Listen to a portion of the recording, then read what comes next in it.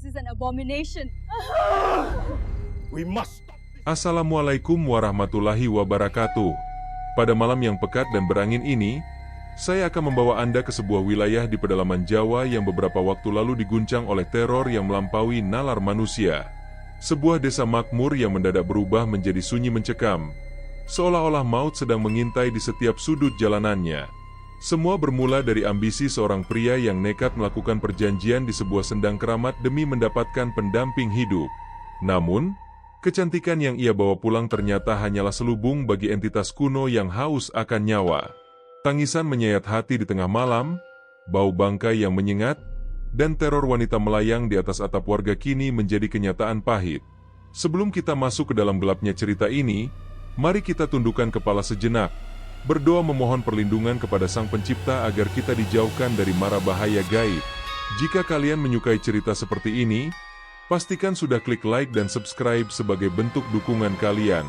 Mari kita mulai ceritanya. Desa Kalimati seharusnya menjadi tempat yang paling tenang di kaki lembah itu. Namun, bagi Danu, ketenangan desa itu adalah penjara yang sunyi.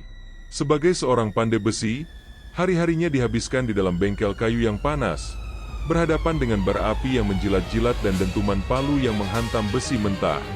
Peng! Peng! Peng! Suara itu adalah detak jantung hidupnya. Namun hatinya sendiri terasa mati. Danu adalah pria dengan bahu lebar dan tangan yang kapalan, sisa-sisa kerja keras bertahun-tahun menempa keris dan alat pertanian. Namun, di balik fisiknya yang tangguh, ia adalah jiwa yang rapuh. Di usianya yang ke-28, ia sering menjadi bahan cemoohan halus di pasar desa. Pandai besi hebat, tapi tak mampu menempa hati wanita. Begitu seluruh warga. Danu biasanya hanya membalas dengan senyum pahit. Namun di dalam dadanya, api amarah dan kesepian berkobar lebih panas daripada arang di tungkunya. Sore itu, langit di atas Kalimati tidak seperti biasanya.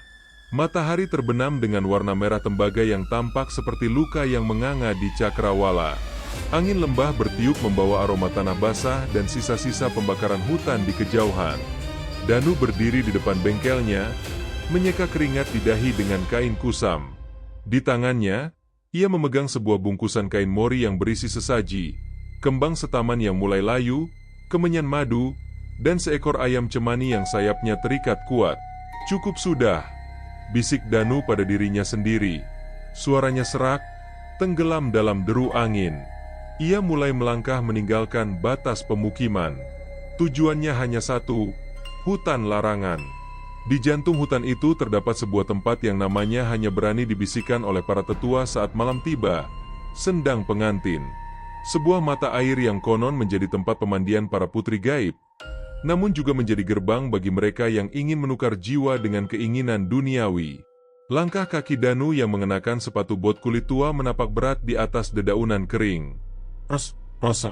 Setiap langkahnya terasa seperti pengkhianatan terhadap nalar manusia.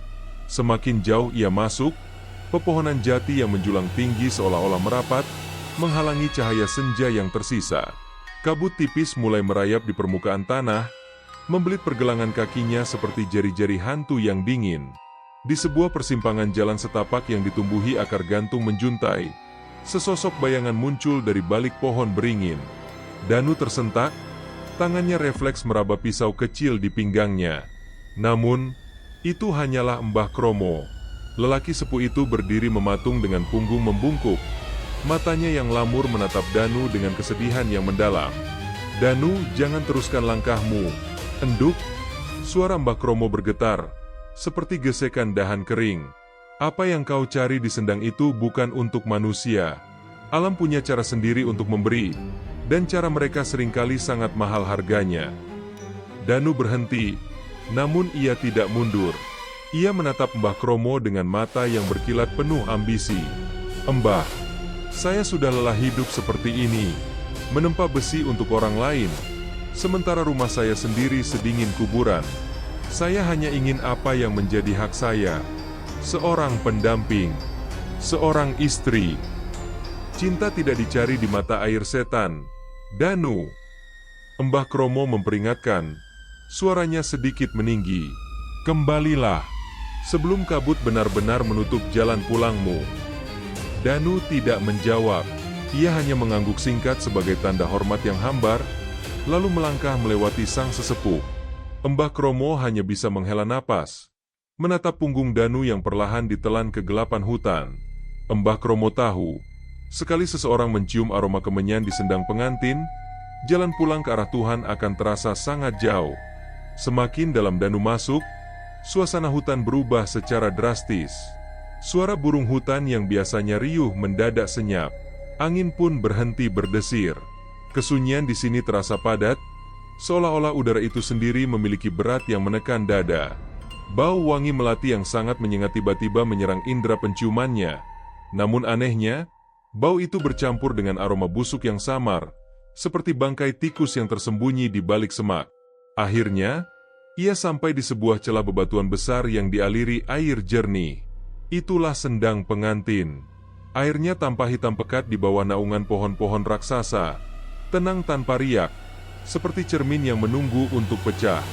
Di tengah sendang, sebuah batu besar menonjol ke permukaan, ditumbuhi lumut hijau yang tebal. Danu meletakkan bungkusan morinya di tepi sendang. Dengan tangan gemetar, ia mulai menyalakan kemenyan. Asap putih mulai membumbung, meliuk-liuk di udara seperti penari yang tak kasat mata. Ia menyembelih ayam cemani itu, membiarkan darah hitamnya menetes ke permukaan air sendang yang tenang. "Wahai penghulu gaib, penguasa sendang pengantin," suara Danu menggema di antara bebatuan. "Aku datang membawa mahar. Berikan aku pendamping yang kecantikannya tak tertandingi. Berikan aku seseorang yang akan menemaniku hingga ajal menjemput." Seketika, permukaan air sendang yang tadinya tenang mulai bergejolak. Gelembung-gelembung udara muncul dari dasarnya yang gelap. Hawa dingin yang luar biasa mendadak menyapu tempat itu, membuat napas Danu berubah menjadi uap putih. Dari tengah sendang, sebuah kepala perlahan muncul. Rambut hitam panjang yang basah menutupi wajahnya, mengembang di atas air seperti tumpahan tinta. Danu mundur selangkah, jantungnya berdegup kencang hingga terasa menyakitkan. Sosok itu perlahan bangkit dari air. Ia adalah seorang wanita yang mengenakan kebaya hijau zamrud yang tampak berkilau meski di tempat gelap. Kulitnya seputih porselen, nyaris bercahaya, dan matanya begitu indah namun kosong, seolah-olah ia sedang menatap menembus jiwa Danu. Wanita itu melangkah di atas air, menuju tepian tempat Danu berdiri. Langkahnya tidak menimbulkan riak sedikit pun. Saat ia sampai di depan Danu, wanita itu tersenyum. Sebuah senyum yang manis, namun ada sesuatu yang salah pada sudut bibirnya. Terlalu statis, terlalu sempurna. "Namaku Ningsih," bisik wanita itu. Suaranya terdengar seperti alunan seruling di tengah malam, begitu merdu hingga membuat Danu lupa akan rasa takutnya. "Aku adalah jawaban dari sumpahmu. Tapi ingat, Danu, apa yang sudah diberikan oleh sendang tidak bisa dikembalikan dengan mudah." Danu terpana. Ia terhipnotis oleh kecantikan wanita di depannya. Semua peringatan Mbah Kromo hilang dari ingatannya. Ia mengulurkan tangannya yang kasar, menyentuh jemari Ningsih yang terasa sedingin es. "Ikutlah denganku ke desa, Ningsih," ucap Danu penuh keyakinan. Ningsih mengangguk pelan. Di balik punggungnya, yang tertutup oleh rambut hitam panjangnya yang basah, kulit Ningsih tampak sedikit retak, memperlihatkan sesuatu yang bergerak-gerak di dalamnya. Namun Danu tidak melihatnya. Ia hanya melihat kecantikan porselen yang selama ini ia idamkan. Saat mereka berjalan keluar dari hutan, kabut tampak memberikan jalan bagi mereka. Hutan larangan seolah-olah merestui keberangkatan sang pengantin gaib. Danu tidak menyadari bahwa dengan menggandeng tangan Ningsih, ia bukan membawa pulang seorang istri, melainkan sedang menuntun maut masuk ke dalam jantung desa Kalimati. Malam itu, untuk pertama kalinya setelah sekian lama, Danu tidak merasa kesepian. Namun, di kejauhan, seekor anjing hutan melolong panjang, sebuah pertanda bahwa sesuatu yang jahat telah resmi berpindah dunia. 2 hari telah berlalu sejak punggung Baskoro menghilang di balik kabut perbatasan desa Penanggungan. Desa itu kembali ke ritme biasanya. Suara tumbukan lesung, canda tawa para petani di pematang, dan kepulan asap dari dapur-dapur warga saat senja menjelang. Namun, kedamaian itu terusik ketika matahari mulai condong ke barat di hari ketiga. Dari kejauhan, di jalan tanah yang membelah persawahan, sesosok pria terlihat berjalan mantap. Itu Baskoro. Namun, langkahnya kali ini tidak lagi gontai seperti saat ia berangkat. Ia berjalan dengan dada tegak, dan yang paling mengejutkan seluruh warga yang kebetulan sedang berada di luar rumah, ia tidak lagi sendiri. Di sampingnya, berjalan seorang wanita yang kecantikannya seolah mampu menghentikan detak jantung siapapun yang memandangnya. Pak Umar, yang sedang mengikat tumpukan padi di pinggir jalan, sampai menjatuhkan talinya. Matanya menyipit, mencoba memastikan apakah yang ia lihat itu manusia atau sekadar fata morgana akibat terik matahari. "Baskoro?" panggilnya ragu. Baskoro berhenti. Wajahnya berseri-seri, jenis kegembiraan yang terlihat hampir dipaksakan, seolah ia sedang berada di bawah pengaruh sihir yang sangat kuat. "Gih, Pak Umar, saya sudah pulang," jawabnya dengan suara yang sedikit lebih berat dari biasanya. Ini istrimu?" tanya Pak Umar. Matanya tak bisa lepas dari sosok wanita di sebelah Baskoro. Wanita itu bernama Sulastri. Ia memiliki paras yang sempurna, terlalu sempurna untuk ukuran wanita desa. Wajahnya berbentuk oval dengan hidung mancung yang lancip, namun kulitnya memiliki rona yang sangat ganjil, putih pucat, seputih kapas, tanpa ada semburat merah di pipi meski mereka baru saja berjalan jauh di bawah terik matahari. Rambutnya hitam legam, berkilau seperti sayap gagak, dan panjangnya menjuntai hingga hampir menyentuh pinggang. Ia mengenakan kebaya putih tulang yang bersih tanpa noda sedikit pun, dipadukan dengan kain jarik bermotif parang yang tampak sangat kuno. Namun, ada satu hal yang membuat bulu kuduk Pak Umar berdiri. Sulastri tidak menatapnya.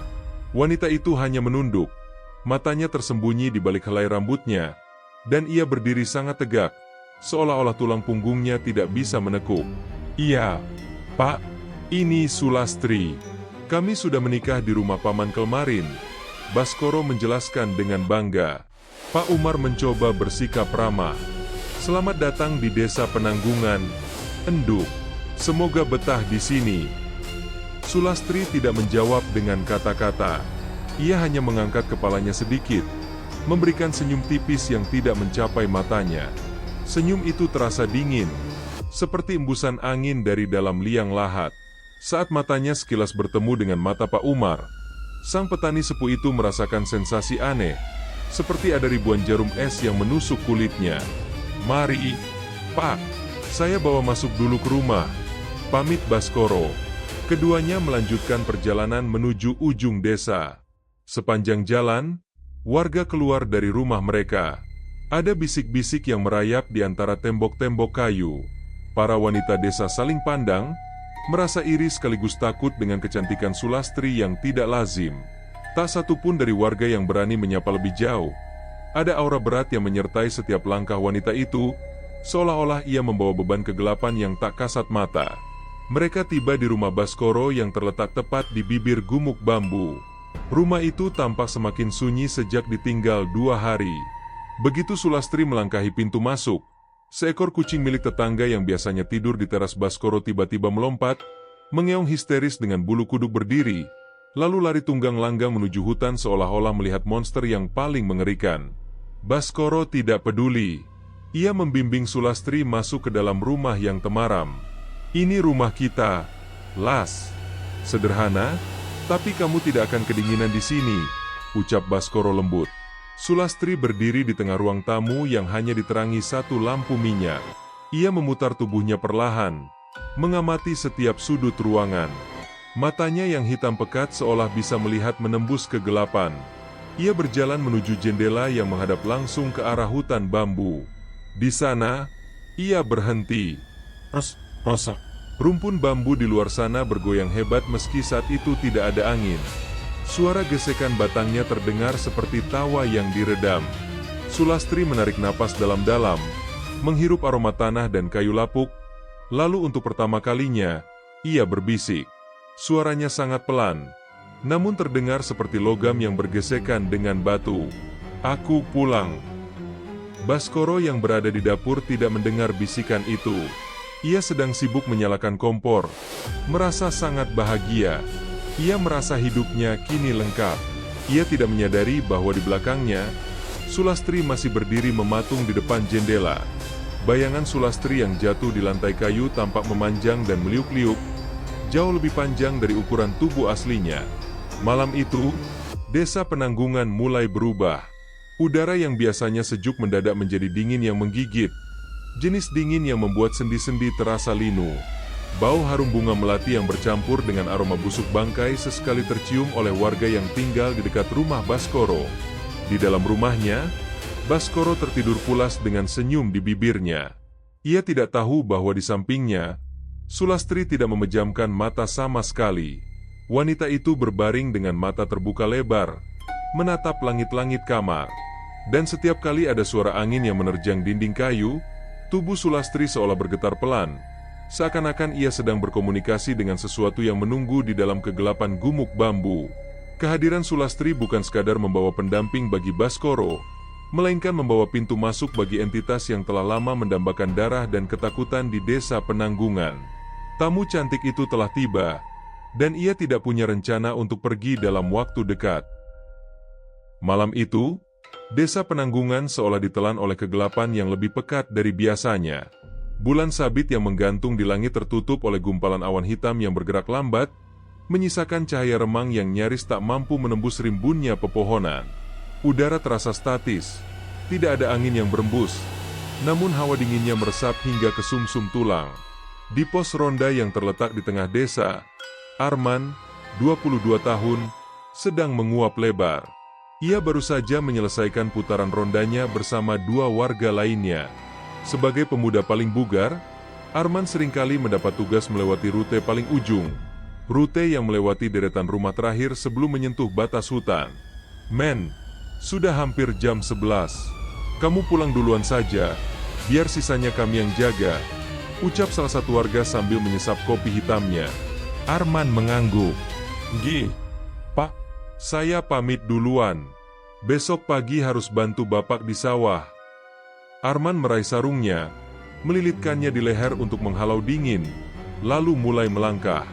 Langkah kakinya yang mengenakan sandal karet menimbulkan bunyi plak-plok yang berirama di atas tanah kering. Awalnya, semuanya terasa normal. Suara jangkrik masih terdengar bersahutan, memberikan kesan kehidupan di tengah kesunyian.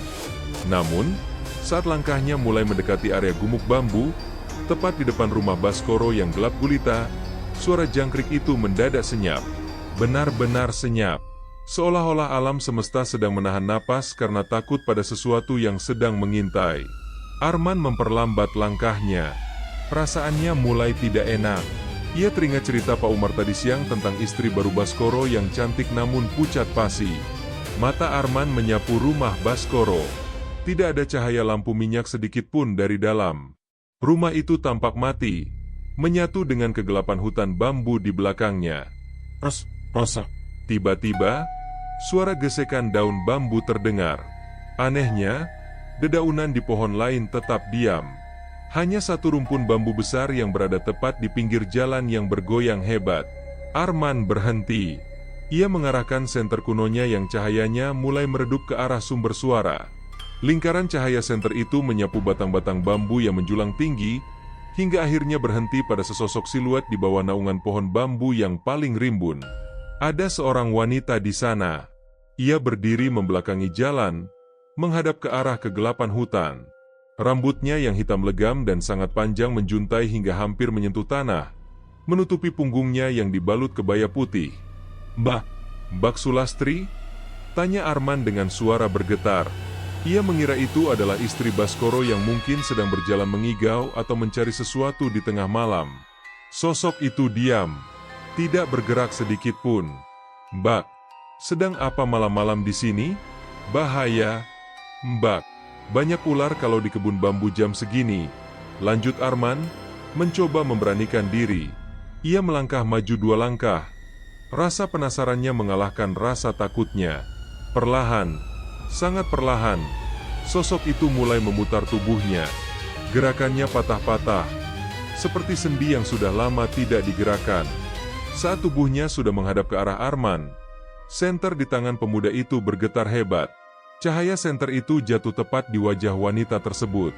Arman merasa jantungnya seolah berhenti berdetak. Itu memang Sulastri. Namun bukan Sulastri yang dilihat warga tadi siang. Wajahnya yang semula cantik kini tampak seperti topeng kematian.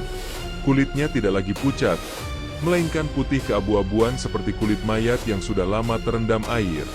Mata Sulastri, matanya tidak memiliki bagian putih. Semuanya hitam pekat, seperti lubang tanpa dasar yang siap menelan siapapun. Dan yang paling mengerikan adalah mulutnya. Sulastri tersenyum. Namun senyum itu begitu lebar hingga sudut bibirnya seolah hampir menyentuh telinga, memperlihatkan barisan gigi yang tampak lebih runcing dari manusia biasa. "Men, Arman," bisik sosok itu. Suaranya bukan berasal dari mulutnya, melainkan seolah bergema dari dalam tanah. Arman membeku. Kakinya seperti terpaku ke bumi. Ia ingin berteriak, namun tenggorokannya tercekat. Tiba-tiba, mata Arman terbelalak melihat sesuatu yang mustahil. Kaki Sulastri yang dibalut kain jarik perlahan-lahan terangkat dari tanah. Tidak ada tumpuan, tidak ada pijakan.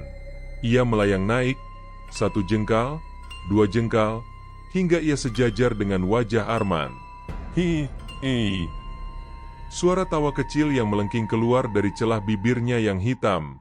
Tubuh Sulastri kemudian melesat naik dengan kecepatan yang tak masuk akal, menembus rimbunnya batang bambu dan menghilang di antara dedaunan yang bergoyang gila-gilaan. "Demi Allah!" teriak Arman akhirnya. Suaranya pecah di tengah malam. Ia berbalik dan lari sekencang-kencangnya. Ia tidak peduli lagi dengan sandalnya yang terlepas, tidak peduli dengan duri-duri yang menyayat kakinya. Ia terus berlari hingga mencapai rumahnya, lalu menggebrak pintu kayu dengan brutal. Malam itu, Arman meringkuk di balik selimut dengan tubuh yang menggigil hebat dan suhu tubuh yang mendadak panas tinggi. Ia terus meracau tentang wanita melayang dan mata hitam. Di ujung desa, di dalam rumah yang gelap, Sulastri kembali berdiri di depan jendela kamarnya. Ia menatap ke arah rumah Arman dengan senyum lebarnya yang belum memudar. Di luar, angin kembali bertiup, membawa aroma melati yang kini bercampur dengan bau anyir darah yang samar. Kesunyian desa Penanggungan telah berakhir, dan mangsa pertama telah ditandai. Fajar di desa Kalimati biasanya disambut dengan riuh rendah suara palu yang menghantam besi di bengkel milik Danu. Namun pagi ini, kesunyian yang mencekam menggantung di udara, lebih berat daripada jelaga yang menempel di dinding-dinding kayu. Kabut sisa semalam enggan beranjak, menyelimuti area bengkel pandai besi dengan warna kelabu yang mati. Giman, pria parubaya yang setia menjadi asisten Danu selama bertahun-tahun, adalah orang pertama yang tiba di bengkel. Ia adalah pria yang jujur, tidak banyak bicara, dan selalu bekerja dengan tekun. Namun sejak kedatangan Ningsih, Giman merasa ada yang tidak beres dengan tuannya. Danu sering terlihat bicara sendiri, matanya merah karena kurang tidur, dan seringkali Danu mengabaikan pesanan warga demi menempa sebuah keris kecil tanpa pamor yang bentuknya sangat aneh, melengkung seperti kuku binatang buas. "Danu, arang sudah siap. Mau mulai menempa sekarang?" tanya Giman sambil menyeka keringat dingin di lehernya. Danu tidak menjawab. Ia duduk di pojok bengkel, matanya terpaku pada pintu rumah yang menghubungkan tempat kerja itu dengan ruang tengah. Di sana, di balik tirai hijau yang kusam, bayangan Ningsih tampak berdiri mematung, seolah-olah sedang mengawasi setiap gerak-gerik mereka. "Kamu mulai saja dulu, men. Kepalaku pusing," sahut Danu dingin. Giman menghela napas. Ia mulai menyalakan tungku. Api mulai berkobar, menjilat-jilat bongkahan besi mentah hingga memerah. Namun, keanehan mulai terjadi. Api yang biasanya berwarna oranye terang, pagi itu tampak berwarna ungu kebiruan. Hawanya tidak terasa panas yang membakar, melainkan panas yang menyesakkan, seperti uap belerang dari kawah gunung berapi. Tiba-tiba, wangi melati yang sangat menyengat menusuk hidung Giman. Bau itu begitu kuat hingga membuatnya mual. Dari arah belakangnya, terdengar suara gesekan kain sutra yang halus di atas lantai tanah. "Besi itu harus disiram darah agar tajam, Giman," bisik sebuah suara lembut di belakang telinganya. Giman tersentak. Ia memutar tubuhnya, namun tidak ada siapa-siapa di sana. Hanya asap tungku yang meliuk-liuk seperti jemari tangan. Giman mencoba menenangkan diri. Ia meraih penjepit besi dan hendak mengangkat batangan baja yang sudah membara untuk dimasukkan ke dalam bak air pendingin. Namun, saat ia menunduk ke arah bak air besar di samping tungku, wajahnya mendadak pucat pasi. Di atas permukaan air yang jernih itu, ia tidak melihat pantulan wajahnya sendiri. Ia melihat pantulan wajah Ningsih yang sedang berdiri tepat di belakang bahunya. Wajah itu tidak lagi menyerupai porselen cantik. Kulitnya terkelupas, memperlihatkan otot-otot wajah yang merah dan berdenyut, dengan mata hitam yang melotot lebar. Giman ingin berteriak, namun tangannya seolah digerakkan oleh kekuatan tak kasat mata. Penjepit besi itu terlepas dari genggamannya. Tiba-tiba, sepasang tangan dingin dengan kuku-kuku hitam yang panjang mencengkeram pundak Giman dan menekannya ke bawah dengan kekuatan yang mustahil. Mati, mati, mati. Suara tawa melengking itu memenuhi seisi bengkel. Giman meronta, namun tubuhnya seperti lumpuh. Kepalanya dipaksa masuk ke dalam bak air pendingin yang seharusnya dingin. Namun entah bagaimana, air itu mendadak mendidih hebat hingga mengeluarkan uap panas yang membakar kulit wajahnya. Suara gelembung air bercampur dengan suara rontaan Giman yang teredam. Hanya dalam hitungan menit, semuanya berakhir. 1 jam kemudian, istri Giman datang membawakan sarapan. Ia menjerit histeris hingga menjatuhkan bakul nasinya saat melihat suaminya ditemukan dalam posisi sujud di samping bak air. Kepala Giman terendam di dalamnya. Rambutnya terlepas karena panasnya air, dan kulit wajahnya melepuh parah hingga tak lagi bisa dikenali. Warga berdatangan dengan wajah penuh kemarahan dan ketakutan. Pak Kades dan Mbah Kromo merangsek masuk ke dalam bengkel. Danu masih duduk di pojok yang sama, tampak linglung. Seolah-olah ia tidak sadar bahwa asistennya baru saja tewas mengenaskan hanya beberapa meter darinya. "Danu, apa yang terjadi dengan Giman?" bentak Pak Kades. Danu mendongak perlahan. "Giman? Dia hanya sedang beristirahat." Ningsih bilang, "Dia butuh istirahat yang lama." Mbah Kromo mendekati bak air pendingin itu. Ia mengambil sehelai rambut panjang yang mengapung di atas air yang kini berwarna keruh kemerahan. Rambut itu kasar, hitam, dan sangat panjang, identik dengan rambut yang ditemukan di rumah Danu malam sebelumnya. "Ini bukan kecelakaan," bisik Mbah Kromo pada warga yang berkumpul. "Setan itu sudah mulai menagih maharnya. Besi ini tidak lagi menempa alat tani, tapi menempa kematian untuk kita semua." Di balik jendela rumah yang gelap, Ningsih berdiri diam. Ia menyisir rambutnya yang basah dengan jari-jarinya yang berlumuran cairan hitam. Ia menatap kerumunan warga dengan senyum lebarnya yang mengerikan. 1 nyawa telah diambil, dan tungku api Danu kini memiliki nyawa baru yang menuntut korban berikutnya. Desa Kalimati benar-benar sedang berjalan menuju nerakanya sendiri. Matahari merayap turun, meninggalkan desa Kalimati dalam selubung jingga yang tampak seperti darah yang memudar. Pemakaman Giman siang tadi berlangsung dalam suasana yang lebih mirip pelarian daripada penghormatan. Warga terburu-buru menimbun tanah, seolah-olah jika mereka terlalu lama di pemakaman, maut akan ikut pulang ke rumah masing-masing. Mbah Kromo berdiri di pojok bengkel pandai besi yang kini terpasang garis putih sederhana. Hatinya tidak tenang. Ia tahu, jika ia hanya diam menunggu, besok pagi desa ini akan kembali memandikan jenazah. Ia menunggu saat Danu pergi ke sumur desa untuk mengambil air. Sebuah rutinitas yang kini dilakukan Danu dengan gerakan kaku seperti robot. Begitu sosok Danu menjauh, Mbah Kromo menyelinap masuk melalui pintu belakang yang menghubungkan bengkel dengan ruang pribadi Danu. Udara di dalam rumah itu terasa sangat berbeda. Pengap, dingin, dan berbau melati yang busuk. Cahaya sore yang masuk melalui celah-celah papan kayu menciptakan garis-garis debu yang menari-nari di udara yang statis. "Danu, apa yang sudah kau perbuat?" bisik Mbah Kromo sambil melangkah pelan. Di ruang tengah, ia menemukan meja makan yang berantakan. Di atas piring kayu, bukan nasi atau lauk pauk yang tersaji, melainkan tumpukan kembang kantil yang sudah menghitam dan beberapa ekor ulat tanah yang menggeliat. Mbah Kromo bergidik. Ini bukan makanan manusia. Ia terus melangkah menuju kamar utama.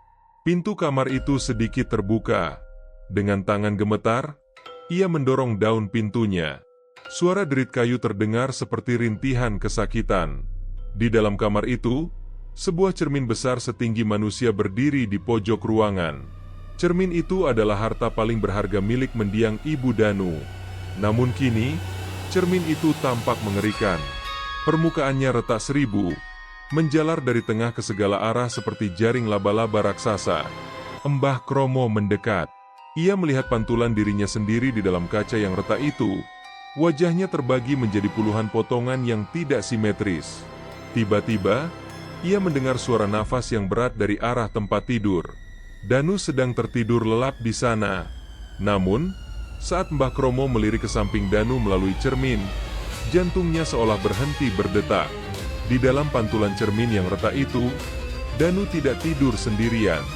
Sesosok makhluk sedang memeluk Danu dari belakang. Makhluk itu tidak menyerupai Ningsih yang cantik. Di dalam cermin, sosok itu adalah kuntilanak merah. Kulitnya merah legam seperti daging yang dikuliti, rambutnya kasar dan menggumpal dengan tanah makam. Kuku-kuku hitamnya yang panjang menancap dalam di punggung Danu, menghisap perlahan warna kehidupan dari kulit pria itu. Mbah Kromo segera menoleh ke arah tempat tidur yang asli. Kosong. Hanya ada Danu yang sendirian di sana. Namun, saat ia kembali menatap ke cermin, makhluk merah itu kini sedang menatap balik ke arahnya. Mata makhluk itu tidak memiliki pupil. Hanya dua bulatan merah menyala yang penuh dengan kebencian. Makhluk itu perlahan meletakkan jari telunjuknya yang busuk di depan bibirnya yang sobek. Astagfirullah. Mbah Kromo mundur hingga menabrak lemari kayu. Tiba-tiba, terdengar suara langkah kaki kaku dari arah dapur. Danu sudah kembali. Mbah Kromo panik. Ia tidak punya pilihan selain bersembunyi di balik lemari besar yang berdebu. Pintu kamar terbuka sepenuhnya.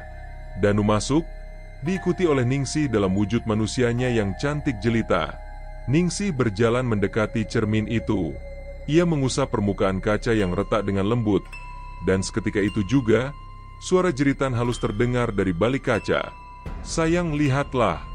Bisik Ningsih pada Danu yang mulai terbangun. Cermin ini cantik, bukan? Seperti hatimu yang sudah retak untukku. Danu duduk di tepi tempat tidur. Matanya kosong dan tanpa nyawa. Ningsih, kenapa punggungku terasa sangat perih? Ningsih tersenyum. Senyum porselennya yang kaku. Ia mengelus punggung Danu. Namun Mbah Kromo melihat lewat celah lemari bahwa tangan Ningsih sebenarnya sedang merobek kulit Danu lebih dalam, meninggalkan bekas cakaran hitam yang mulai membusuk. Itu hanya rasa cinta yang tumbuh. Danu, sebentar lagi, kau tidak akan merasakan sakit lagi. Kau hanya akan merasakan dingin, jawab Ningsih. Mbah Kromo menutup mulutnya rapat-rapat agar suara isak tangisnya tidak terdengar. Ia menyadari kebenaran yang pahit, Ningsih bukanlah sekadar kuntilanak biasa. Ia adalah penguasa sendang pengantin yang telah menandai Danu sebagai gerbang, dan warga desa sebagai perjamuan. Keris-keris yang dibuat Danu di bengkel sebenarnya adalah kunci-kunci gaib yang memungkinkan Ningsih untuk mengambil nyawa siapapun yang menyentuh besi tersebut. Mbah Kromo menunggu hingga pasangan itu keluar dari kamar menuju bengkel. Dengan sisa-sisa keberaniannya, ia keluar dari persembunyian dan lari keluar melalui jendela. Ia tahu, ia tidak bisa menghadapi makhluk ini sendirian. Malam ini juga, ia harus menjemput bantuan yang benar-benar bisa memutus sumpah darah yang telah mengikat desa Kalimati. Karena jika tidak, saat fajar tiba nanti, Danu akan menjadi mayat berikutnya, dan seluruh desa akan tenggelam dalam pelukan sang kuntilanak merah. Malam Jumat Kliwon tiba dengan atmosfer yang seolah menghimpit dada. Langit di atas desa Kalimati berwarna merah tembaga, tanpa bintang, tanpa angin, hanya sunyi yang berdenyut. Di rumah Mbah Kromo, suasana tak kalah tegang. Di tengah ruangan, duduk seorang pemuda dengan jubah sederhana dan tasbih kayu yang melilit pergelangan tangannya. Ia adalah Gus Azmi, santri pengelana yang dikenal memiliki mata batin tajam dan keteguhan iman yang luar biasa. "Mbah, apa yang kau lihat di cermin itu bukan lagi jin biasa," ucap Gus Azmi. Suaranya tenang namun berwibawa. "Itu adalah Banaspati Kuntilanak, penunggu sendang yang sudah meminum darah perjanjian. Dia tidak akan pergi sebelum gerbangnya mati." Mbah Kromo gemetar. "Lalu bagaimana dengan Danu?" "Gus, dia anak baik. Dia hanya kesepian." Gus Azmi menghela napas. Kesepian adalah celah paling lebar bagi iblis untuk masuk. Malam ini, kita harus menutup celah itu, atau desa Kalimati akan hilang dari peta manusia. Tepat pukul 12 malam, Gus Azmi bersama Mbah Kromo dan beberapa warga yang masih memiliki sisa keberanian melangkah menuju bengkel pandai besi Danu. Mereka membawa obor yang apinya berkobar kebiruan, tanda ada energi gaib yang sangat kuat di sekitar mereka. Sesampainya di halaman rumah Danu, bau melati yang memabukkan menyerang mereka, begitu kuat hingga beberapa warga jatuh berlutut karena pening. Gus Azmi segera merapalkan ayat-ayat kursi, suaranya bergema membelah keheningan malam. Teng! Teng! Teng! Suara palu menghantam besi terdengar dari dalam bengkel yang gelap. Danu sedang menempa di sana, di tengah kegelapan total. Saat Gus Azmi mendobrak pintu bengkel, pemandangan di dalamnya sungguh mengerikan. Danu berdiri di depan tungku yang apinya menyala merah darah. Ia bertelanjang dada, dan punggungnya sudah menghitam, dipenuhi luka cakar yang bernanah. Di pundaknya, Ningsih sedang bergelayut. Wanita porselen itu melingkarkan kaki panjangnya di pinggang Danu, sementara jemarinya yang berkuku hitam panjang masuk ke dalam luka di punggung Danu, menggerakkan tangan pria itu seperti boneka untuk memukul besi. "Berhenti, Danu!" teriak Gus Azmi sambil menyiramkan air doa yang telah dirajah ke arah tungku. Asap hitam pekat membumbung tinggi. Ningsih menjerit. Sebuah jeritan yang bukan berasal dari pita suara manusia, melainkan suara ribuan gagak yang menjerit serentak. Ia melompat dari pundak Danu, merayap di dinding bengkel dengan kecepatan kilat, lalu berhenti di langit-langit, bergelantungan terbalik. "Siapa kau berani mengganggu perjamuanku?" Suara Ningsih berat, menggetarkan kayu-kayu penyangga bangunan. Wajah porselennya retak, jatuh berkeping-keping ke lantai tanah, menampakkan wajah aslinya yang merah meradang dengan mata yang menyala seperti bara api. Danu jatuh tersungkur. Kesadarannya mulai kembali namun tubuhnya sudah sangat lemah. "Gus, tolong, dia dingin sekali," rintihnya. Gus Azmi tidak gentar. Ia mengeluarkan sehelai kain sorban hijau yang telah dibacakan doa-doa perlindungan. "Ningsih, sumpahmu batal demi keadilan Tuhan. Kau menipu manusia dengan wajah palsu." Ningsih tertawa melengking. "Danu sendiri yang memanggilku. Dia menyerahkan hatinya. Dan sekarang, aku akan mengambil seluruh desa ini." Tiba-tiba, puluhan keris yang ada di rak bengkel mulai bergetar. Satu persatu keris itu terbang di udara. Ujung-ujungnya yang tajam mengarah ke arah Gus Azmi dan warga. Kekuatan gaib Ningsih mengendalikan besi-besi itu. "Hati-hati!" teriak Mbah Kromo. Gus Azmi segera duduk bersila di tengah kekacauan itu. Ia memejamkan mata, tangannya memutar tasbih dengan kecepatan tinggi. Mulutnya tak henti merapalkan doa. Seketika, sebuah perisai cahaya tak kasat mata seolah menyelimuti mereka. Keris-keris yang terbang itu menghantam udara kosong di depan Gus Azmi dan jatuh berdentang ke lantai. Ningsih semakin murka. Rambut hitamnya memanjang secara gila-gilaan, memenuhi seisi ruangan bengkel, membeli tiang-tiang kayu hingga retak. Bau busuk bangkai kini mengalahkan wangi melati. "Malam ini adalah malam penyerahan tumbal terakhir," teriak Ningsih. Tubuhnya yang merah mulai mengeluarkan uap panas. Ia bersiap menerjang Gus Azmi. Pertempuran doa dan kutukan telah dimulai. Di tengah panasnya api bengkel dan dinginnya hawa kematian, nasib desa Kalimati kini bergantung pada seberapa kuat iman Gus Azmi menghadapi sang pengantin dari sendang pengantin. Babak terakhir dari teror ini baru saja dimulai, dan bau darah mulai tercium di ambang fajar. Fajar hampir menyingsing, namun kegelapan di dalam bengkel pandai besi Danu justru semakin pekat, seolah-olah cahaya matahari enggan menyentuh tempat yang telah dikutuk itu. Gus Azmi masih duduk bersila, keringat dingin mengucur deras di keningnya, sementara tasbih kayu di tangannya bergetar hebat. Di hadapannya, Ningsih, atau makhluk merah yang menghuni raga itu, menggeram rendah. Tubuhnya meliuk-liuk di langit-langit kayu seperti ular raksasa yang siap menerkam. "Kau tidak akan bisa memutus sumpah ini, manusia!" Suara Ningsih bergema, serak dan penuh kebencian. "Danu sudah memberikan darahnya. Dia milikku selamanya." Danu tergeletak lemas di lantai tanah. Napasnya tersengal-sengal. Luka di punggungnya mengeluarkan uap hitam yang berbau busuk.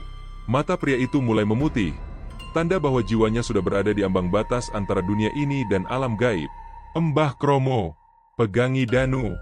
Jangan biarkan dia menyentuh besi apapun," perintah Gus Azmi dengan suara menggelegar.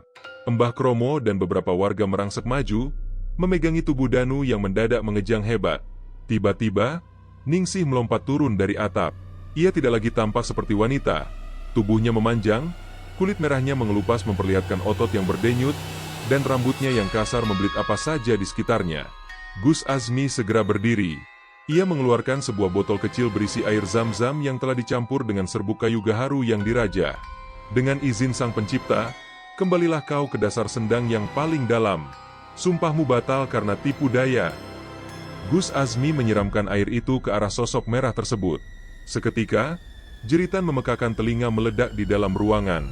Tubuh Ningsih melepuh, mengeluarkan asap hitam yang sangat pekat. Ia menjerit kesakitan. Suaranya berubah-ubah.